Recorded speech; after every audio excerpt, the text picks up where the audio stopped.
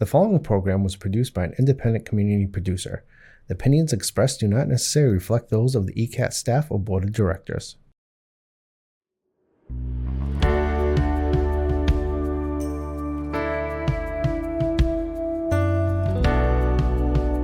Giving a voice to the voiceless, pulling stories out of the shadows and putting them under the spotlight, making sure that each person is valued and cared for. This is Humanity First with Peter Evers, presented by BAMSI. Hi, everybody, and welcome to another edition of Humanity First. I am your host, Peter Evers, and CEO here at BAMSI. This week, we're going to talk about something that has many uses and worths in our community, and that is the idea of volunteerism. It is such an important part of being part of a community, and we're actually going to have a guest by the name of Peter Haley, who I'm sure you will enjoy listening to. He is somebody who suffered a traumatic brain injury about 10 years ago, and also achieved recovery from addiction about 30 years ago. And his story really is a moving one. His story is about this belief that giving back and feeling part of a community is such an important piece of his own recovery and his life story. You're also going to hear about how accepting help and when help is at hand is so important for people who are in bad situations. The love of family, the love of friends, the idea of a community rallying around, and of a human being who recognizes that they didn't do this on their own, and therefore they have an obligation to give back to those people who might not have the privilege of family and loved ones around them. Peter is a truly inspirational guy, and he also volunteers at Our Brown Bag, which I will explain a little bit more in the second part of the show. But it is a place where we're always looking for people to come and get involved in BAMSI. And very quickly, BAMSI.org has a volunteer page. So please click on that and look to volunteer at Our Brown Bags, which we'll talk about in the next segment when we meet Peter Haley. So we'll be right back. Thanks. Hi, I'm Jamie. I'm an essential worker here at BAMSI, and I'm a nurse. Nurses are essential here at BAMSI because as nurses, we really have the opportunity to make an impact. We have very small ratios, so we have the opportunity to really learn everything about the person served and be able to give the best care. It really serves such a great purpose for me as being a nurse and really why I came into nursing. Learn more about nursing opportunities at bamsijobs.org. Giving a voice to the voiceless, pulling stories out of the shadows and putting them under the spotlight, making sure that each person is valued and cared for. This is Humanity First with Peter Evers, presented by BAMSI. Hi, everybody, and welcome back to Humanity First. As promised earlier in the segment, we have a wonderful guest with us today. Peter Haley is with us. Peter, hi, how are you doing? I'm doing great. How are you, Peter? Good. So as we've talked about volunteerism in the first segment, I thought it would be really good to have somebody on who has made volunteering a very important part of their lives, somebody who has struggled with trauma, which we'll talk about in a little bit, and then found a way to use volunteering in the community, not only to give back to the community, which he certainly does. And I specifically want to talk about the work of the Brown Bag food drive that we do that Peter is involved in, but also as being an important part of his recovery, as we find with many people who suffer trauma. The process of recovery is really enhanced by the fact that volunteering and giving back in a community makes people feel that they are really part of a community. So, Peter, thank you so much for coming on the program. I thought it would be best if we just had a few moments to talk about your story and some of the pivotal moments in your life that led to you wanting to give back. Let's begin with that. Maybe begin with your traumatic event, and then take it from there. Sure. Yeah. Well, I was in 2013. I was in a car accident. My car hit black ice and struck a tree, and I suffered a traumatic brain injury. And I was in ICU for a week at South Shore Hospital in Weymouth, and I was in the hospital for another week, and then I recovered at home with my wife as my nurse until August. I didn't return to work until September. So that greatly affected my life. And so many people helped me in my recovery because my wife is a teacher. So when she would be at work, I would need to go to appointments and I couldn't drive. I had double vision from the accident as well as a concussion. So there was a group of friends and family that would drive me to my appointments. I nicknamed them Peter's Angels, Mhm. and they were great. All the medical professionals were fantastic, and they all helped me to recover. So when I did, I said, I want to do something to give back to the community. I want to give back to, I don't want to visually give back to those people, but I want to give back to the greater good so that other people can be helped just like I was. Yeah, I think about this because traumatic brain injury is it's probably one of the most dramatic injuries in a sense because I always think that sort of our bodies are very vulnerable. We're very vulnerable to trauma, and of course we have a very strong skull, but we're very vulnerable to injury still like that. And it's one of those things that can happen to anybody. That your assumptions about being well can be shattered by something that happens to you, which is of course of no fault of your own. You're involved in a car accident or something. Can you talk a little bit about how that felt to go from somebody who was high functioning to receiving an insult, if you like that? How did you think your life was going to pan out at that time? And then I'd love to sort of move into the volunteering piece. My life was in a really great spot. My wife and I had bought a new home about 6 months prior, and everything was going great. And I'm a type A personality. I like to be in control of things. Mhm. So the thing that a brain injury teaches you is you have no control. Right. And one of the biggest problems with it is you have short-term memory loss. So people would visit me in the hospital, and then later in the afternoon, my wife would ask me who was there, and I couldn't remember. And it's a very, very disconcerting feeling to lose that control. And so I my recovery was slow. That's patience is what a brain injury teaches you because the recovery is just bit by bit by bit. Every day you hope to get a little better, you hope to get a little more. And I really thought, because I just thought that it would happen sooner than it did. It was very, very frustrating. I went through a lot of just mental anguish and a lot of tears, Yeah. frustration of why can't I get my life back? Yeah. I would imagine some depression as well, right? Yeah, yeah, absolutely. Because another thing I had an issue was I had a um, strabismus injury to my eye, and that gave me double vision. So I had to wear glasses with a shield over them. It's like wearing an eye patch. Mm. So you have no depth percentage, which means I can't drive. I can't do so many of the things that I want to do. I had to walk with a cane for many weeks, and I that that was the biggest thing. I went to visit an eye doctor very early on, and I thought he was going to tell me, "Yeah, no problem, we'll take care of this." And he said, "Yeah, come back in August and we'll think about surgery." That was tough to take. Amazing, amazing. One of the things that struck me as an integral part to this story, of your story, Peter, was your celebration of the people around you, your celebration of the people who helped you, of this group of people, and of course, your spouse as well, who sort of buckled down and said, "We're going to help you through this," and how important it is to have people that you love around you. And sometimes people kind of tend to push those people away when they're feeling down, but you obviously embrace that, and I would bet that that's an important part of your recovery.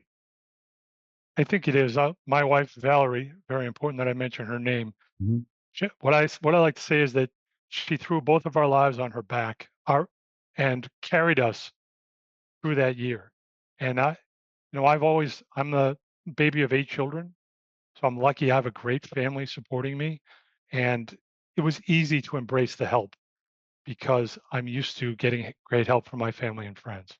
Yeah, just really important for anybody out there who's going through something like this. And of course, a TBI, a traumatic brain injury, is incredibly common. And I will give a plug to our program, our TBI day program, in Worcester, which is the best in the state. And of course, I would say that because I work for BAMSI, but it really is in terms of creating a community for people who are sort of all in the same boat, who are wondering if they're going to get their full range of abilities back after a TBI. Obviously, there are different severities of this, but there are a lot of commonalities. And the idea of a support group with people who are having similar experiences and the love of family, absolutely essential, I would say, in any recovery process.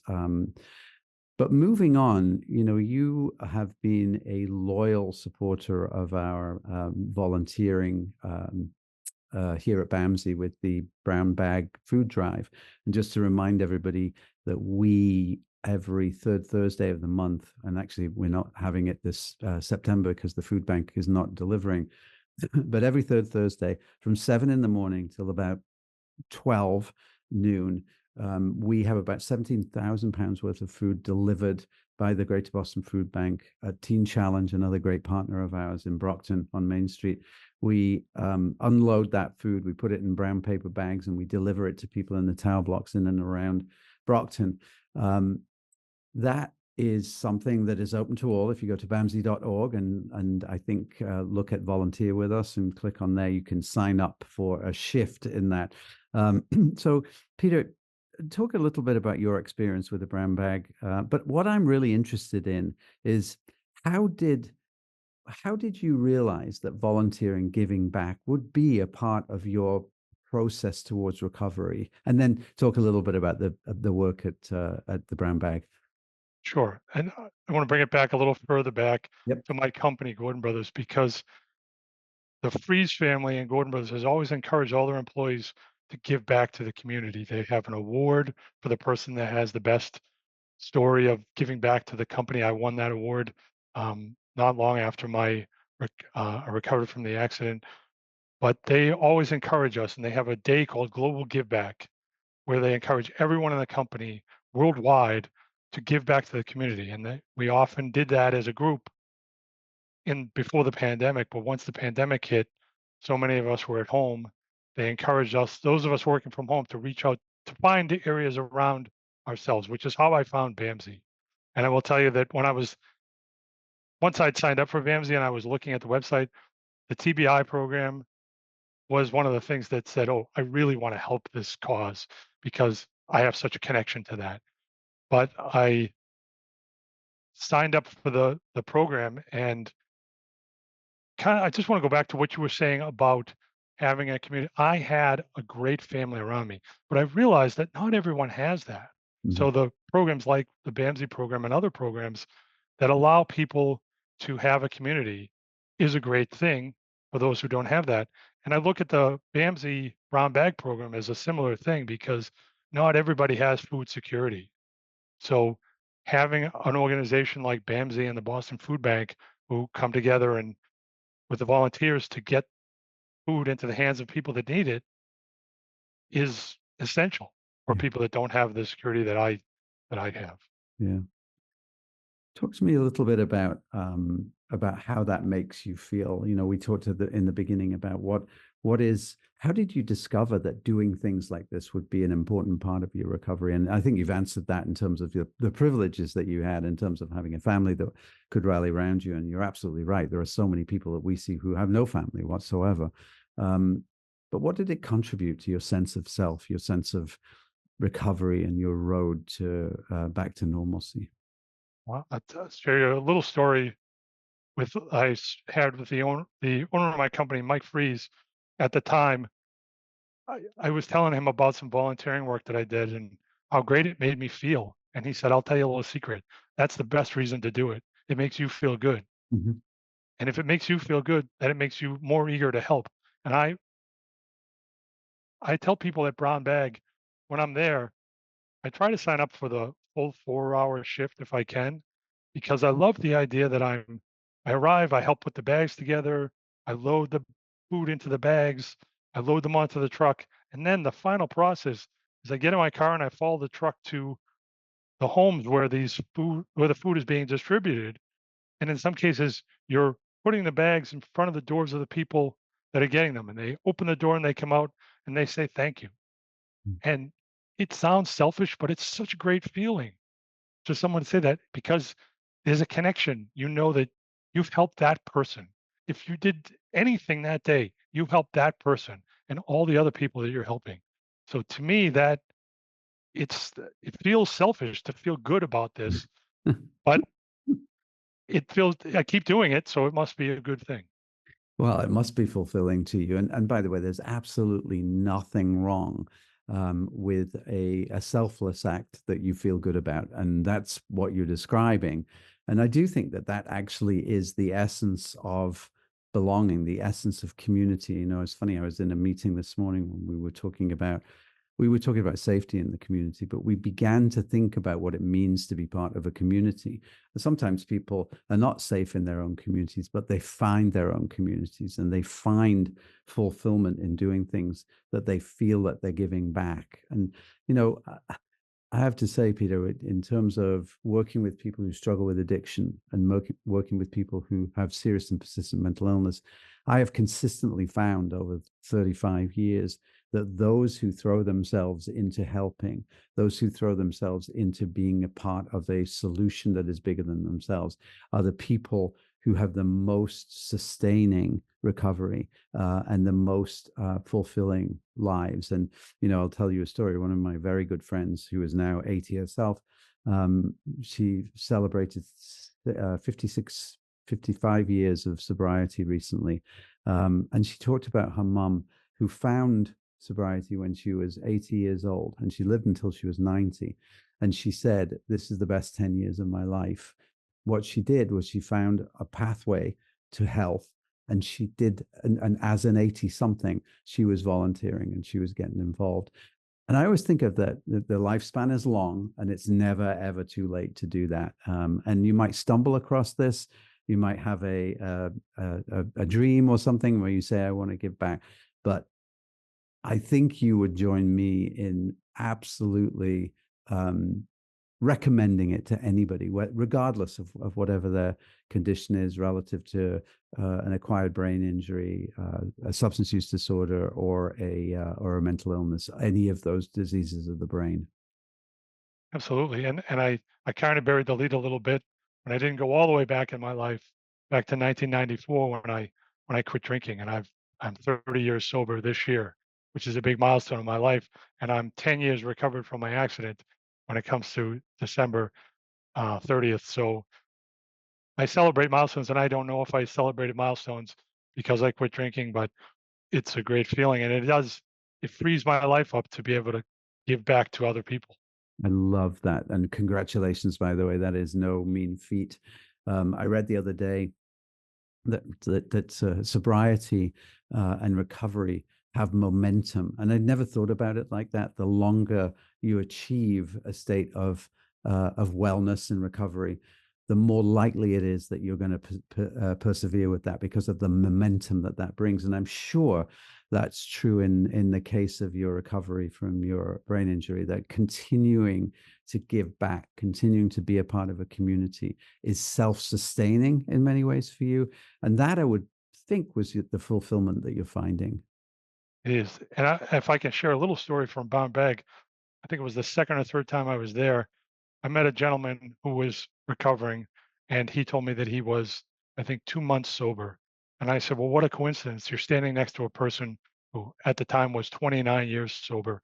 And I had a long talk with him about sticking with it and going forward. And I saw him a few more times after that at Brown Bag, and I would always check in with him and see how things were going. And I look forward to seeing him again. It's a great feeling to be able to talk to somebody at the beginning, and I'm so far into it, and be able to give not just advice but encouragement to Yeah. stick with it because Right. Right. it's worth it. I always say everything good in my life happened when I quit drinking. Yeah. And everything good in your life is because you've stuck at it and worked really hard at it and had your eye on the prize, which is where you are now. Peter, that is one of those stories that should stick with us all, wherever we are in our lives. And I just love the way that you personify this notion of community, this idea of belonging. to a group. And I love the way that you're able to encourage people who are at the beginning of their journey. And there is nothing like lived experience for folks who are at the beginning of the recovery process, because they see people who are succeeding, have succeeded, and have done it.